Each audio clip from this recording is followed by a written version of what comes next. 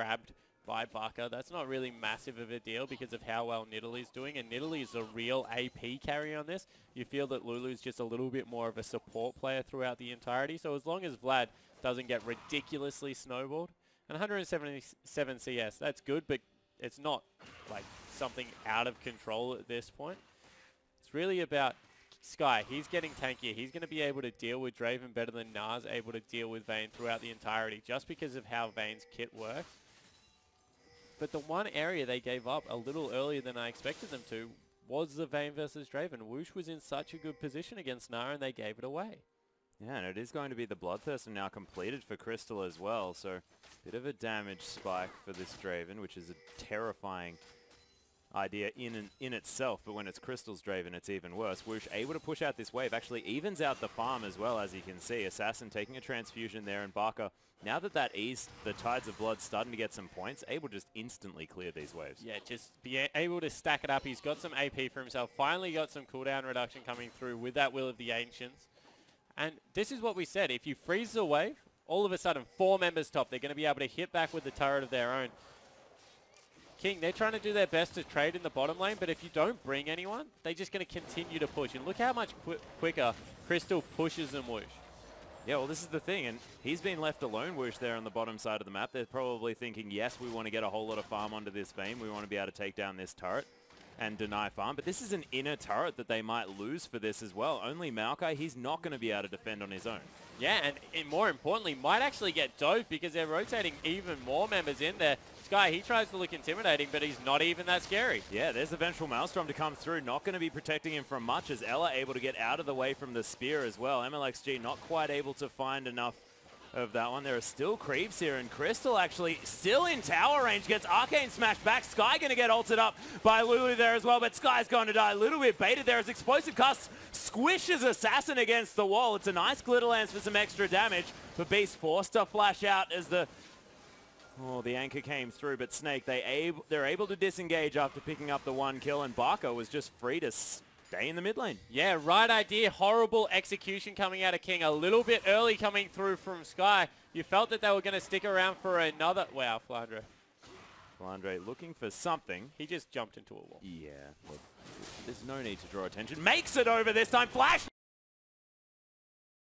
As well. There's the Hemo Plague and the pull to come through from Barker as well. Depth charge onto Flandre. They're going to pick that one up under the turret, but there's the Descends onto Sky. Liam looking to try and get some action down, and look at Crystal just explodes to the damage as Whoosh now going to get so quick with the Whimsy, and Barker doesn't quite have pull available. Beautiful Condemn, and Whoosh picks up another one. 2-0 and 2 now for the Vayne.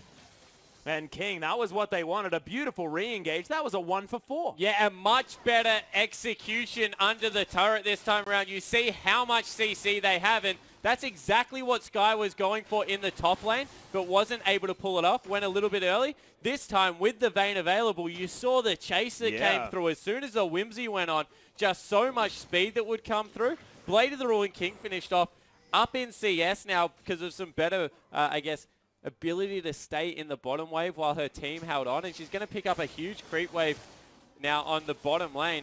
Whoosh finally starting to get going. Yeah, and we've seen this from Whoosh more recently than we have otherwise, is able to sort of be the solo carry for his team. Yeah, so able to get in there, and you see the replay. That's a turret dive coming through from Flandre. They grabbed the first kill, but the CC to stay through. More importantly, they actually cleared out a lot of the minions incidentally here and then pulled Crystal back under turret for a cheeky turret shot. From there, Whoosh, he's just able to chase for days, gets the speed up, looking for position, knew the pull was already used aggressively from Barker, has such a long cooldown, rank 1, and just able to clean up the back end of a team fight. Yeah, not too bad at all, and they got a lot of Adoration stacks off Crystal as well, who's still yet to pick up that kill. Needlessly large rod, though, is completed by Barker. He's going to have a lot more damage, and very importantly, it is a Giant's Belt now on Flandre. He does have a little bit more tankiness. You saw that mini now very squishy. Yeah, it certainly was, and he's in a hard position. He wants to pick up the Warden's Mail to slow down the attacks and everything coming through from the Vayne, but he also has to itemize for 3 magic dealers. when you run a Vayne composition that only has Vayne as AD, you're caught in really hard decisions because normally the choice for that is I'm just going to itemize HP, make sure that I'm tanky health-wise against everyone. Vayne, of course, loves when people do that because she stacks up the silver bolts. Yeah, and the silver bolt's going to be tearing through the high health targets, and Cinderhulk users don't really like Vayne too much. Death Sentence not going to find its mark there, as neither does the Spear, and this pink ward now under threat from King. Dragon up in 3 seconds now as well. Snake with complete control over the area and have now grouped up. They do have Flandre with his teleport available as well, as Beast is looking for something.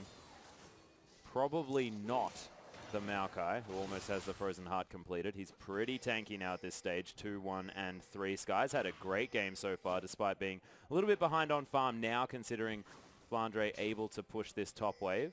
They haven't really pulled the trigger enough, quick enough here, King. They've got Flandre still in the top lane. He's starting to push that one in very aggressively. They'd already done all the work earlier to make sure that was low. They're trying to poke out mid, but Flandre, he's just going to be able to take a free turret. Yeah, he's going to. They've already put a lot of work into that turret, as you know, so that's going to go down very easily. He's got the perfect transform for Gnabar as well. He's going in. Yeah, he's looking for the teleport here as King. They're just going to disengage from this one. The Dragon that King prepared earlier just going to be taken here from Snake. They're going to go for it. Smeet, oh my goodness, beautiful smite, and then the escape as well, as Liam looks to try and get something going.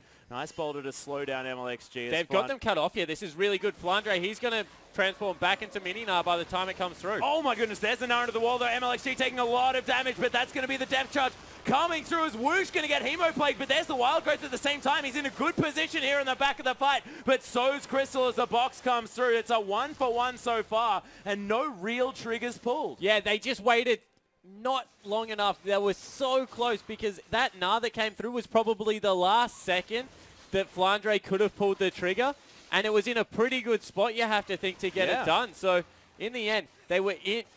King, they have fantastic ideas about when to fight. Their execution is just like always tiny bit too early. Little bit too early.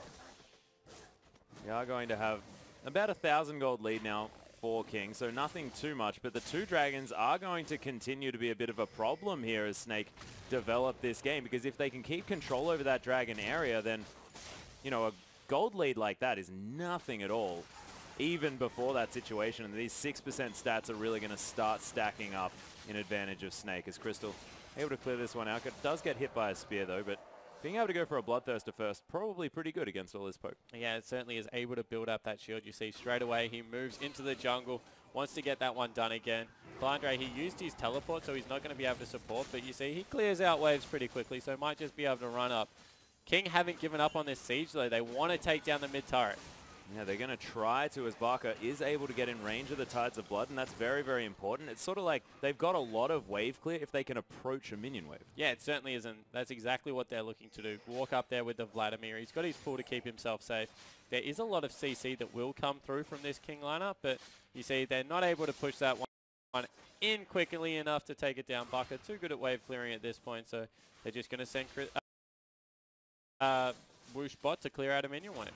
Yeah, Wish more than happy to do that as well. Still has about a 5 CS advantage. Going for the purple build here, the Ghostblade going to be the next option. And does that mean that this Vayne is going to opt for a bit of sort of mid-game split pushing?